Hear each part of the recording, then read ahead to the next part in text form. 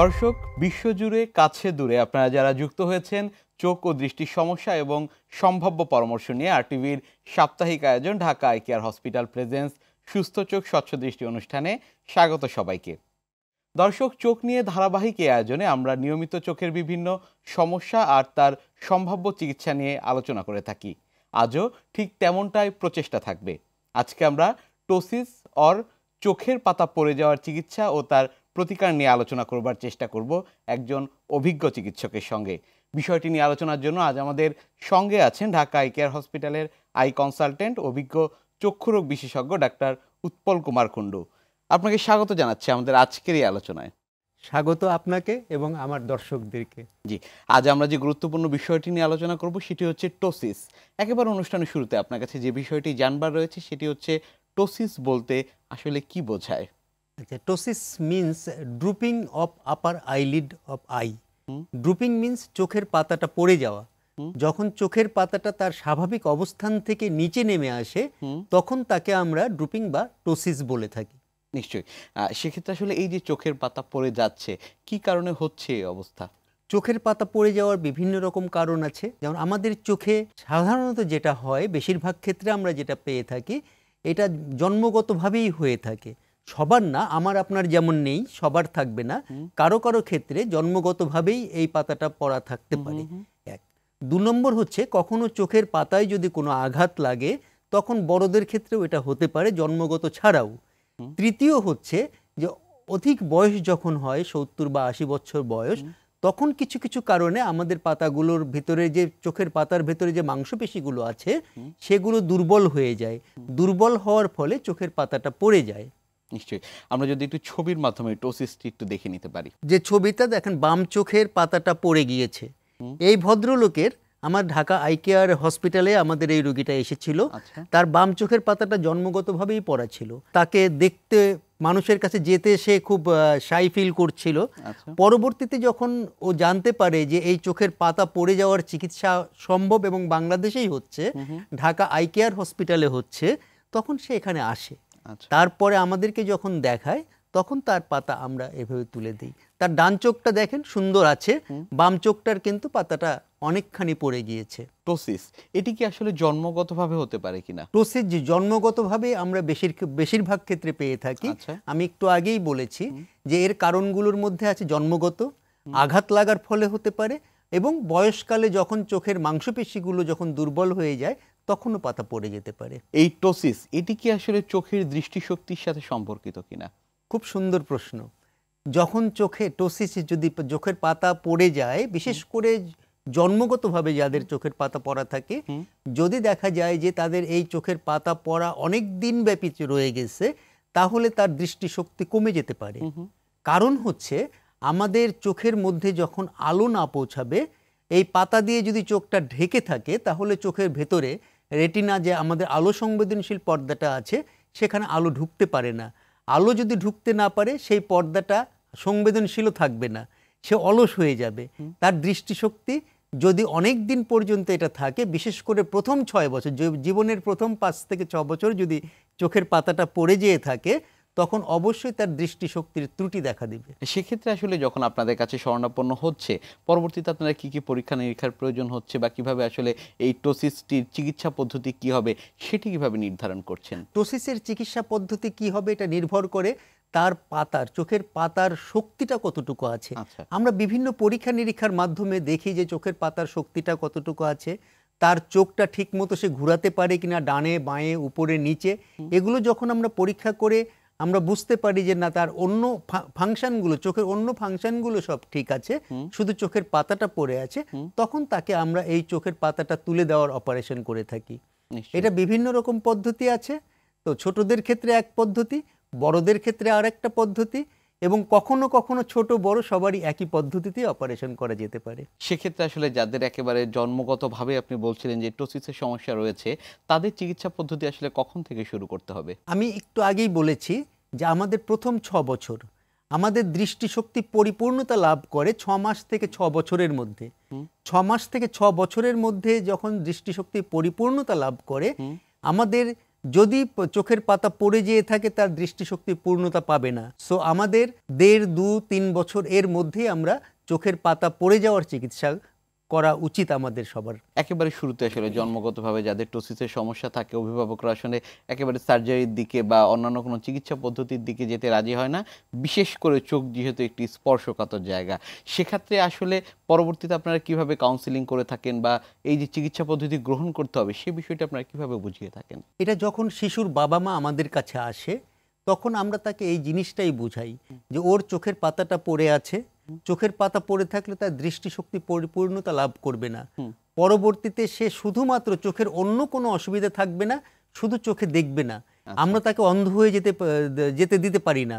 বাবা মা যেমন চাবে না, আমরা ডক্টর হিসাবে, সমাজের একজন মানুষ হিসাবে আমরাও চাবো না যে একটা শিশু জন্মগত ত্রুটি নিয়ে বেড়ে উঠুক এবং তারা দৃষ্টিশক্তিহীন হয়ে বেড়ে উঠুক। এটা আমরা কখনোই চাবো না। আমরা ঠিক এভাবেই তার বাবা মাকে বুঝিয়ে থাকি। এবং আজকে আরটিভির মাধ্যমে আমি দর্শকদেরকেও বলবো যে কারো চোখের পাতা যদি জন্মগতভাবে পড়ে থাকে, আপনারা প্রথম বছরেই তাকে আপনার ডক্টরকে দেখান, প্রয়োজন হলে তার চিকিৎসা করান। কখনো কখনো আমরা যখন অল্প একটু পড়ে যায় তখন আমরা এটাকে অবজারভেশনে রেখে পরবর্তী চিকিৎসার জন্য আমরা তাকে সাজেশন দিয়ে থাকি। সেটি আবার কতদিন পরে করতে হয়? এটা যদি দেখেন তার দৃষ্টিশক্তির ত্রুটি হওয়ার কোনো সম্ভাবনা নেই, এরকম যদি আমরা বুঝতে পারি, তখন তাকে আমরা ফুল ডেভেলপমেন্ট অফ হিউম্যান বডি, আমাদের 12-14 বছর বয়সে আমরা ফুল ডেভেলপমেন্ট হয়ে যায়, তখন আমরা তার অপারেশন করে থাকি। কিন্তু এই সময়টির মধ্যে কি আর কোনো সমস্যা দেখা দিতে পারে? এই সময়টার মধ্যে সাধারণত তেমন কোনো সমস্যা দেখা দেয় না, কিন্তু টোসিস বা পাতা পড়ে যাওয়া যদি বাড়তেই থাকে, আরও বেশি পড়ে যায়, তখন আমরা আগেই তার চিকিৎসা করে থাকি। এই জন্য এই রোগীকে অবশ্যই বছরে বছরে বা 6 মাস অন্তর অন্তর একজন ডক্টরের তত্ত্বাবধানে থাকতে হবে। বড়দের ক্ষেত্রে এবং ছোটদের ক্ষেত্রে চিকিৎসা পদ্ধতি কি একই রকম? কিছু কিছু ক্ষেত্রে একই রকম, আবার কিছু কিছু ক্ষেত্রে চিকিৎসা পদ্ধতির ভিন্নতাও আছে। যেমন ধরুন, আমরা চোখের পাতা পড়ার চিকিৎসা বিভিন্ন পদ্ধতিতে করে থাকি। বিভিন্ন পদ্ধতিতে করে থাকার ফলে বড়দের এক ধরনের হয়, তার চোখের ফাংশনগুলো আমরা দেখি যে পাতা পড়ে গিয়েছে, বাট অন্যান্য ফাংশনগুলো কি পরিমাণে তার বিদ্যমান আছে, সেই ফাংশনগুলো যদি ঠিক থাকে তার উপরে নির্ভর করে আমরা পদ্ধতি নির্ণয় করি যে কোন পদ্ধতিতে তার চিকিৎসা করব। বিভিন্ন পদ্ধতিতে চোখের পাতা পড়ে যাওয়ার অপারেশন আছে। নিশ্চয়ই, আমরা যদি একটু ছবির মাধ্যমে দেখে নিতে পারি। এই শিশুটার বয়স 7 বছর, ঢাকা আই কেয়ার হসপিটালে অপারেশন করা। এর ডান চোখের পাতাটা জন্মগতভাবেই পড়ে আছে। আচ্ছা, বয়স যেহেতু একটু বেশি হয়ে গেছে, অলরেডি তার কিন্তু কিছু দৃষ্টিশক্তির ত্রুটি তৈরি হয়েছিল। আমরা ইমিডিয়েটলি রোগীর বাবা মাকে বুঝিয়েছি যেটা ইমিডিয়েটলি করে নেন, এখনো সুযোগ আছে যে তার করা যাবে, তার দৃষ্টিশক্তি আবার ফিরিয়ে আনা সম্ভব হবে বিভিন্ন থেরাপির মাধ্যমে। আচ্ছা, তো তারপরে আমরা বাবা মা বুঝতে পেরেছেন এবং তার অপারেশন আমরা করে দিয়েছি। সেক্ষেত্রে আসলে এই যে ছোট বয়সে যাদের অপারেশন করা হলো, সার্জারি করা হলো, পরবর্তীতে বড় বয়সের ক্ষেত্রে আসলে আবার অপারেশন বা সার্জারি করবার প্রয়োজন হয় কিনা? সাধারণত এক্ষেত্রে আর প্রয়োজন পড়ে না। আমরা এটা অ্যাসেস করি। আচ্ছা, অ্যাসেস করি যে তার আসলে দৃষ্টিশক্তির ত্রুটি আছে কিনা, 1 নাম্বার। 2 নাম্বার, তার কতটুকু পরিমাণ পাতাটা পড়ে গিয়েছে। কারো 1 মিলিমিটার পড়ে, কারো 2 মিলিমিটার পড়ে, কারো 5 মিলিমিটার পড়ে যায়। আমাদের মিলিমিটারের হিসেব করতে হয় কিন্তু এখানে চোখের পাতার ক্ষেত্রে।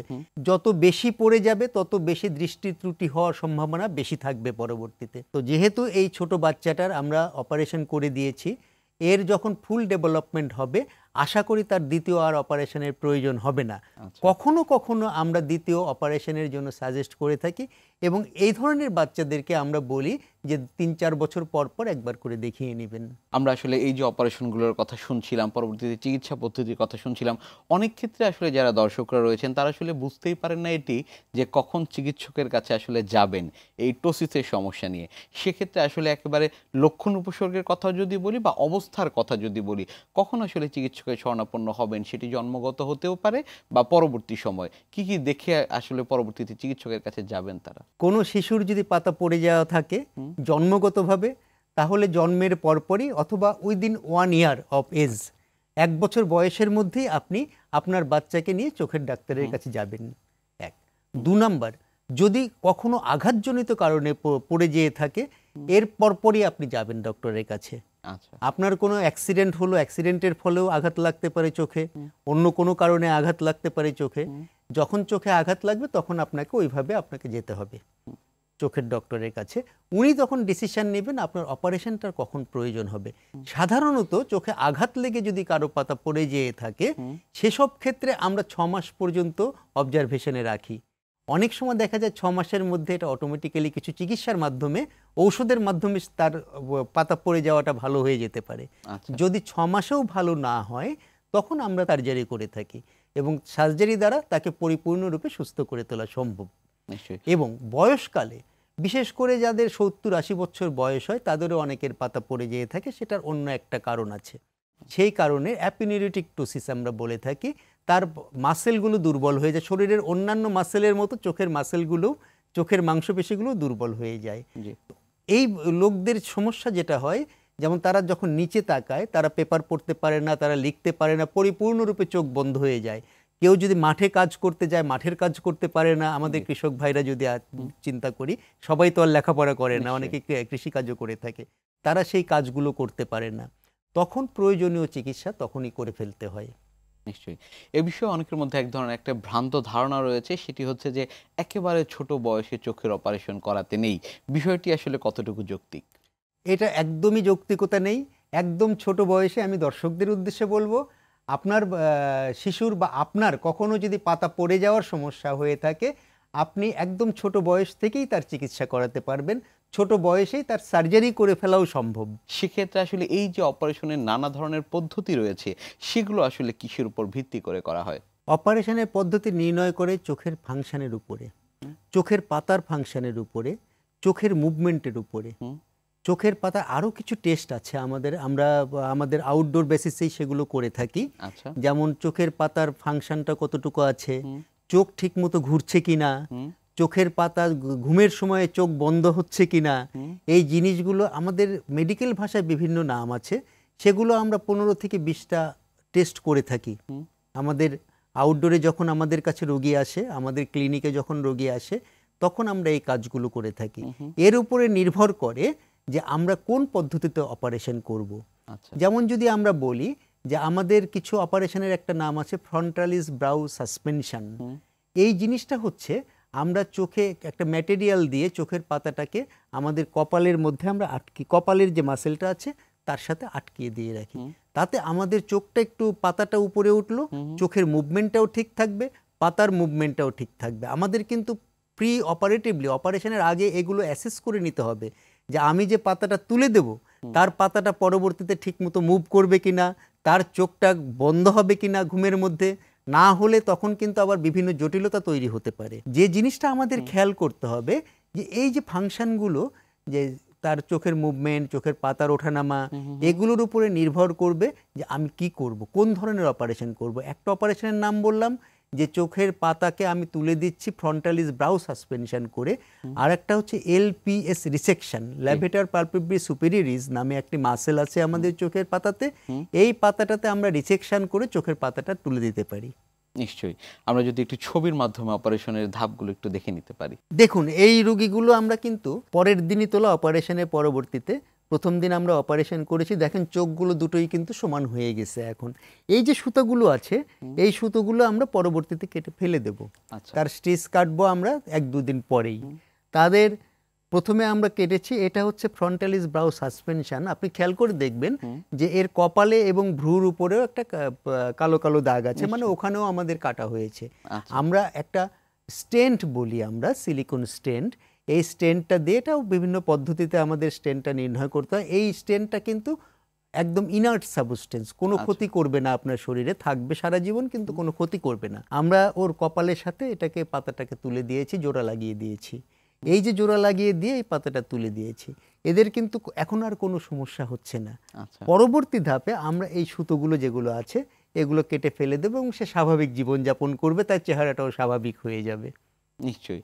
এই যে অপারেশন করছেন, সবারই আসলে যেটি জানার আগ্রহ থাকে যে কতদিন পরে আসলে চোখ ভালো হয়ে যাবে? চোখ ভালো, আমরা অপারেশনের পরবর্তীতে ঠিক পরের দিনে আমাদের চোখ ভালো হয়ে যাবে। প্রথম দিন আমরা একটু ব্যান্ডেজ করে রাখবো, পরের দিনে আমরা তার চোখটা খুলে দেব। চোখটা খুলে দেবো, সে তার স্বাভাবিক কার্যক্রমে ফিরে যেতে পারবে। এই যে অপারেশন করছেন, পরবর্তীতে আসলে চোখ ভালো হচ্ছে, রোগীদের আসলে সন্তুষ্টির জায়গাটা কেমন থাকে? আসলে রোগীদের তো সন্তুষ্টি, যখন রোগী বলে যে আমি ভালো হয়ে গেছি, আমাদের যে কি সন্তুষ্টি এটা আপনাকে বলে বোঝাতে পারবো না। রোগীদের সন্তুষ্টি তো আছেই, আমরা ইচ্ছে করলে আমাদের রোগীদের কাছ থেকে আমরা শুনে নিতে পারি তাদের সন্তুষ্টির ব্যাপারে। নিশ্চয়ই। আমার নাম সতীশ চন্দ্র বর্মন, আমি একটা ইলেকট্রিক্যাল ইঞ্জিনিয়ার। জন্ম থেকেই আমার টসিস, তো আগে নাম জানতাম না, চোখের পাতা পড়ে যাইতো, সেক্ষেত্রে এভাবে চলতে আসছিলাম। কিছুদিন চলতে চলতে হঠাৎ করে বলতেছে যে এই পাতা যে পড়ে আছে এটা কোনো রিমুভ করা যাবে কিনা, এরকম আর কি মাথায় আসে। কিছু কিছু মানুষের সামনে যেতেও একটা কমফোর্টেবল মনে হইতো না আমার এই টসিস অবস্থায়। পরে অনেক খোঁজাখুঁজির পরে RTVর একটা প্রোগ্রাম দেখি আমি, যে ওখানে ডক্টর উৎপল কুমার কুন্ডি স্যার টসিস নিয়ে কিছু আলোচনা করেন। আর পরে আমি ওখান থেকে দেখে সেই গত 16 তারিখে আসে, ওনার সঙ্গে একটা ওই পরামর্শ করে ওদিনকে আমার এই টসিস এটা অপারেশন করা হয়। অপারেশন করে পরে আজকে প্রায় 7 দিন পরে ওনার সঙ্গে আবার মিট করে উনি আমাকে আজকে দেখলো যে চোখের অবস্থা খুব ভালো। আর এখন আগে আমার চোখের পাতা পড়ে যাইতো অর্ধেকটার মতো, এখন প্রায় স্বাভাবিক। এখনো আমি আছি, রিকভার ফুললি হয়নি, এখনো আছে, প্রসেসে আছে এখনো। এই যে আমার এগুলা এখনো কাটার বাকি আছে। আর অপারেশনের কথা যদি বলি, এখানে সবাই অনেক সহানুভূতি দেখায় আর সবাই অনেক আন্তরিক। চোখের পাতা পড়ার কারণে আমি মানুষের সাথে তেমন মিশতাম না, একা একা থাকতাম, মানুষের থেকে আড়ালে থাকতাম। তারপর আমি ডাক্তারের দেখানোর পর এখন পুরোপুরি সুস্থ। আমি চোখের টসিস থাকা অবস্থায় উপর দিকে দেখতে একটু কষ্ট হতো, এখন আর সেই কষ্ট হয় না, এখন পুরোপুরি স্বাভাবিক মানুষের মতোই দেখতে পারি। এই যে দেখুন আমার দুটো রোগী, এই রোগী দুটা যে স্যাটিসফ্যাকশন, এতে তাদের তো স্যাটিসফ্যাকশন আছেই, আমাদের যে কি ভালো লাগে একজন ডক্টর হিসেবে যে তার একটু উপকার করতে পেরেছি আমি, এটা আমাদের স্যাটিসফ্যাকশনটা অনেক গুণে বেশি। যখন রোগী বলে আমি ভালো হয়েছি, আমাদের স্যাটিসফ্যাকশনটা অনেক গুণে বেশি, আমাদের মনটা অনেক বড় হয়ে যায়। ঢাকা আই কেয়ার হসপিটালে এই যে রোগীদের যে আস্থার জায়গাটি, টসিসের চিকিৎসা কেমন হবে সেখানে? আসলে টসিসের চিকিৎসা আমরা প্রতিনিয়তই করছি, টসিসের চিকিৎসা, পাতা পড়ে যাওয়ার চিকিৎসা। দেখুন এই যে আমরা যে দুটো রোগী দেখলাম, একজনের বাড়ি ঠাকুরগাঁ, একজনের বাড়ি ভোলা। তো আমাদের যদি আস্থার জায়গাটাই না থাকে, তাহলে কোথায় ঠাকুরগাঁ একদম উত্তরবঙ্গে, আর আরেকজন হচ্ছে ভোলা দক্ষিণবঙ্গে, দ্বীপ জেলা ভোলা আমাদের। সেখান থেকে রুগী এসে আমাদের কাছে চিকিৎসা করিয়ে ঢাকা আই কেয়ার হসপিটালে চিকিৎসা করিয়েছেন। তো আমরা আস্থার সঙ্গে এই চিকিৎসা সর্বদাই করে থাকি। ফলো আপটি আপনারা কিভাবে নিশ্চিত করেন? ফলো আপ নিশ্চিত করি এই রোগীটার খুব বেশি যে ফলো আপের আমাদের প্রয়োজন পড়ে তা নয়, কিন্তু যেমন প্রথম একটা ফলো আপ দেবো আমরা পরের দিনই, যখন ব্যান্ডেজ খুলে দেব, ওনাকে ওনার কাজে পাঠিয়ে দেব। 7 দিন পরে একটা ফলো আপ দেবো, তার 1 মাস পরে একটা ফলো আপ দেবো। যখন দেখবো ওনারা সুস্থ হয়ে গেছেন, সঠিক কাজ করতে পারছেন, চোখের ফাংশনগুলো সঠিক আছে, তখন আমি বলবো যে আমার কাছে আসার আর কোনো প্রয়োজন নেই, আপনি আপনার নির্বিঘ্নে আপনি আপনার রেগুলার কাজকর্মগুলো চালিয়ে যান। আমরা অনুষ্ঠানের একেবারে শেষ দিকে রয়েছি। টসিস রোগী যারা রয়েছেন তাদের জন্য আপনার কোনো পরামর্শ রয়েছে কিনা? টসিস রোগীদের জন্য আমার পরামর্শ হচ্ছে, আপনারা চোখের ডক্টরের কাছে আসুন, অকুলোপ্লাস্টিক সার্জনদের কাছে আসুন। আপনার চোখের পাতা পড়ে যাওয়া বা টসিস রোগের জন্য যে চিকিৎসাগুলো আছে সেগুলো আমাদের দেশে, আমাদের ঢাকা আই কেয়ার হসপিটালে প্রতিনিয়তই হচ্ছে এবং আমরা করে যাচ্ছি, সাফল্যজনকভাবেই আমরা করে যাচ্ছি। আপনাদের কোনোভাবেই মানসিক এবং সামাজিক অবসাদগ্রস্ত হওয়ার কোনো সুযোগ নেই। আমরা চেষ্টা করে যাব আপনাদের চিকিৎসা দিতে, আমরা করব চিকিৎসা আপনারা আমাদের কাছে আসুন। অনেক ধন্যবাদ আপনাকে আমাদের আজকের এই অনুষ্ঠানে আসবার জন্য। ধন্যবাদ আপনাকে এবং ধন্যবাদ RTVর দর্শকদেরকে। দর্শক, একজন অভিজ্ঞ চিকিৎসক যখন উপসর্গ বা লক্ষণ দেখে চোখের সমস্যা নিশ্চিত করেন, তখন অবশ্যই সেই অনুযায়ী আক্রান্ত ব্যক্তিকে সঠিক চিকিৎসাটি নিতে হবে। চোখসহ শরীরের যে কোনো অংশের চিকিৎসা নিয়ে অবহেলা করা যাবে না কোনোভাবেই। অসময়ে অকালে দৃষ্টি হারানো থেকে রক্ষা পেতে সঠিক সময়ে প্রয়োজনীয় চিকিৎসাটি গ্রহণ করতে হবে। এজন্য আমাদের অবশ্যই যেতে হবে একজন বিজ্ঞ চিকিৎসকের কাছে।